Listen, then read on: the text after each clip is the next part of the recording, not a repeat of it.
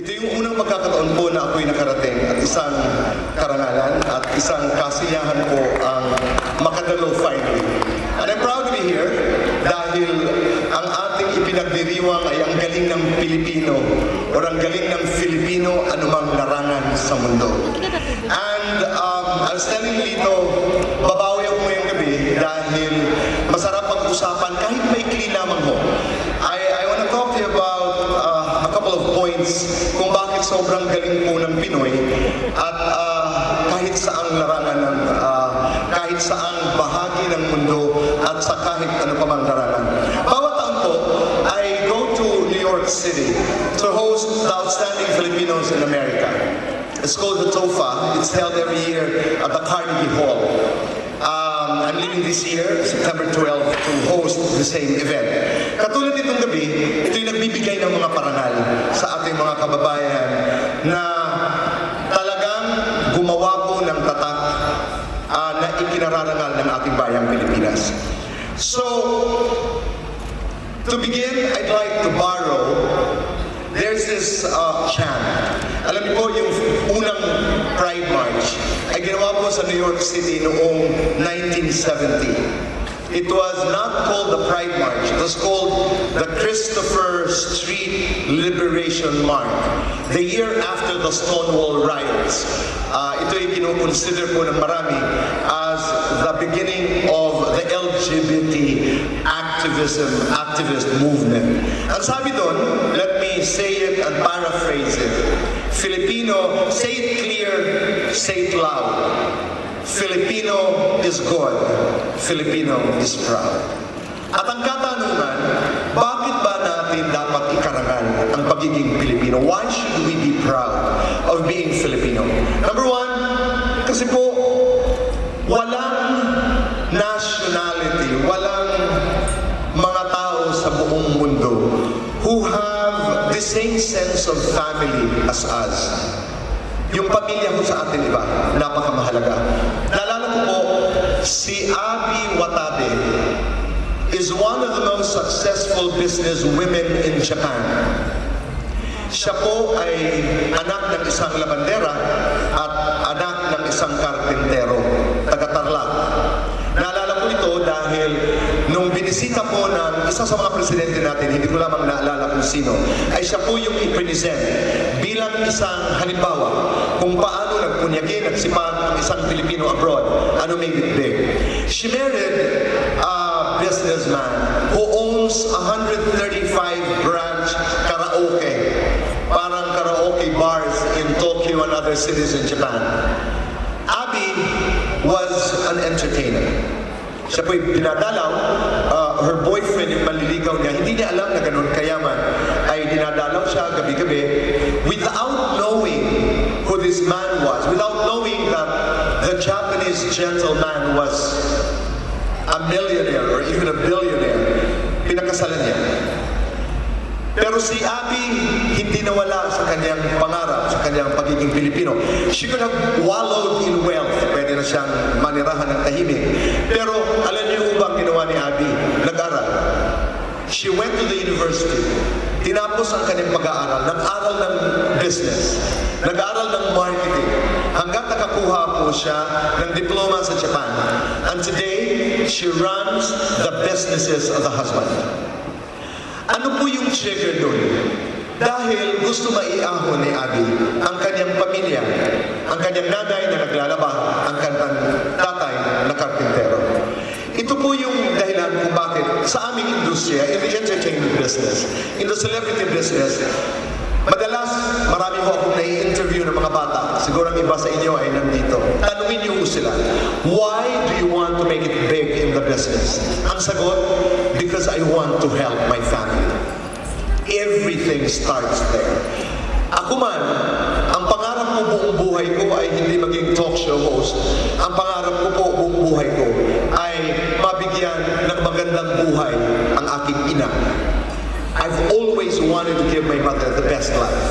So hindi nawawala. This is one of the answers to the question, why are we proud of being Filipino? Pangalawa, may kailangan po ito. I'm proud to be Filipino because we have a distinct kind of humor. Tinatawanan ko natin ang sarili natin bago tayo tawanan ng kahit sino man. Naalala ko, you know, I have this friend, he's German, and he would say, boy, I wonder why even when you cry, you guys in this country laugh. Oo yun, di ba? Tinatago natin. Because we try to hide the pain. It is our way of surviving pain.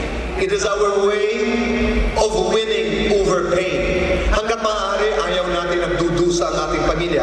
So we cry, we smile, we poke fun, we make fun of ourselves. Tawag po dyan ay nagsiself-deprecate po tayo. It's a survival skill. Tinatawanan natin ang sarili nila. It's good for the health. Laughter is good for the health. Kaya ako I'm proud dahil tawa lang tayo ng tawa kahit hirap na tayo sa buhay. And we're also very talented comedians. Dito na po umpisa yung mga bidahan ng kaya ba ng lolo mo, kaya ba ng nanay mo, payabangan, ika nga. But we also have some of the best comedians in the world. Right now, making it so big in the US is Jokoy. Jokoy, who has made the story of his mother and of his being a Filipino the nucleus of his comedy. I'm proud to be Filipino. He makes me proud. He was one of the awardees of the Outstanding Filipinos in America, and I was just watching him. He makes me proud. Why are we proud? Why am I proud to be a Filipino? Kasi totoo yun. We are hardworking. We are determined. We're persistent. I had the chance to do an interview with Dado Banataw. Dado Banataw, mga kaibigan, is one of the biggest names in Silicon Valley. Siya po yung Pinoy na kaibigan niya po ay sila Steve Jobs, ang pumanaw, Bill Gates, si Steve Wozniak. Siya po yung nag-imbento ng dalawang chips. When we open our computer, it was Dado Banataw who invented those chips. He is estimated to be worth $5 billion US. Sabi ni Dado Banataw po, I am not special. I'm not even brilliant. I did that in my interview. Sabi niya, I made it because I was hardworking. I made it because I was determined. Si Dado bilang isang bata po ay naglalakad ng ilang kilometro. He would cross rivers without a pair of shoes to go to school. Pero hindi na binitawan ang kanyang pangarap. Again, it goes back to the concept of family. Today, when you say Dado Banataw in Silicon Valley, you're talking about someone, he's in the league of the Steve Jobs and the Wozniaks and the Zuckerbergs of Silicon Valley. I am proud of Dado Banataw as we are all proud of them. Let's talk about another lady who's persistent, who is hardworking, Loida Nicholas Lewis in New York. At one time, she was on the cover of Working Woman in America, she was considered during the time as the most powerful woman in America. Si Loida po ay nakapag-asawa kay Reginald Lewis, one of the most influential Afro-Americans in the United States. Ang maikling kwento ni Loida, ang negosyo ng kanyang asawa nung pumanaw ay medyo hindi nagtagumpay because it was handled by the brother of her husband. But Loida Nicholas Lewis, she's a lawyer. She was a Wall Street lawyer. She's a brilliant lawyer. Ang ginawa ni Loida, she took over the business. TLC Beatrice International.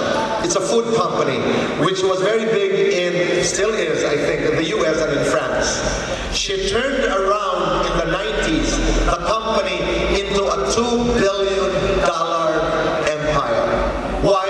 Because Loida was determined. Pinoy. She's hardworking at hindi magpapatalo. Pang-apat, 5 lang mo ito. Why am I proud of being a Filipino? Because lalo na ngayon, maraming artista, maraming nangangarap, makapasok sa celebrity business. Because we are a people who are not afraid to explore into the unknown. Alam niyo po, pag sinasabi nilang artista, dali lang yan, artista lang yan, umiyak ka lang. Hindi po. One of the noblest, one of the toughest businesses, one of the hardest jobs in this world is to be an actor, is to be a singer. Isa sa mga dahilan po ay kami, pag pumasok po kami ng entablado, hindi namin alam anong mangyayari.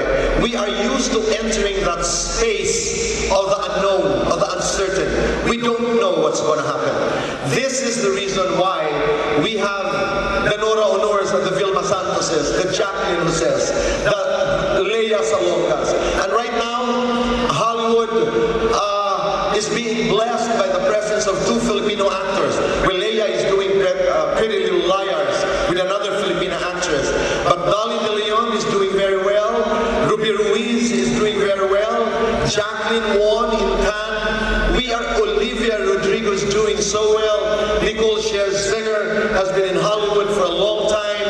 And many, Love Diaz, Brillante Mendoza, and so many other names are making it so good in the global entertainment scene. Bakit? Dahil the Filipino artist is brave. We are creative. We're not afraid to go into the dark. Alam mo po yung pagpasok sa entablado na I don't know what's going to happen. When the director says action, you don't actually know what's going to happen. Sabi nga ni Tom Hanks, that's a time when you drown in the eyes of your co-actor. When you go into the unknown, it is a space that magic happens. It is where magic happens. You don't know what's going to happen there. May mga nagsasabi pa na yung uncertain space na yun ay yung space where God resides. So I'm proud of all the artists, the actors, the painters, the pianists, the Cecil Ligads in this world, the designers from Leslie Mogo to Michael Cinco to Monique Levillier to the furniture designers like Vito Selma, Kenneth Cobonpue, who are some of the biggest names in the world. They are all Filipinos because they're brave and they're not afraid to explore the unknown. Last, I am proud of being a Filipino because you and I remain true to who we are. When I was starting to be on television, one of my biggest fears was to speak in public. Dahil natatakot ako, matapilog po ang aking dila. Ang E nagiging I, ang O nagiging U. Baka mabisaya ako. Only for me to realize that why should I avoid the mistakes of committing or mispronouncing words? They in no way, these mistakes, do not define who I am. Pag magwaray ho ako, pag nabisaya ako ngayong gabi, that's part of who I am. That's part of my core. That's part of my story.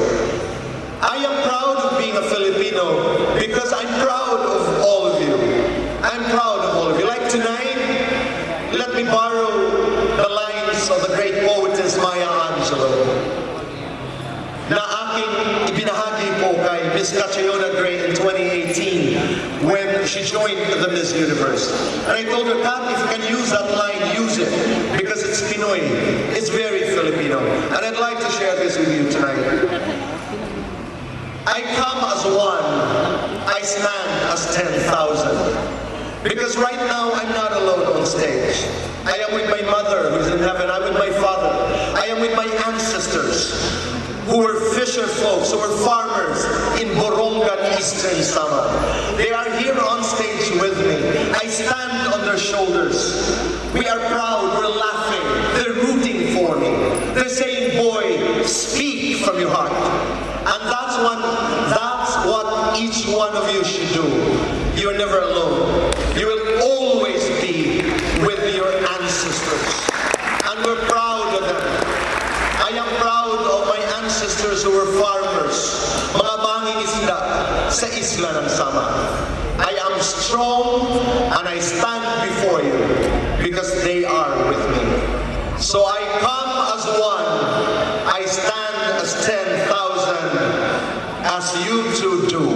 Mabuhay po kayo.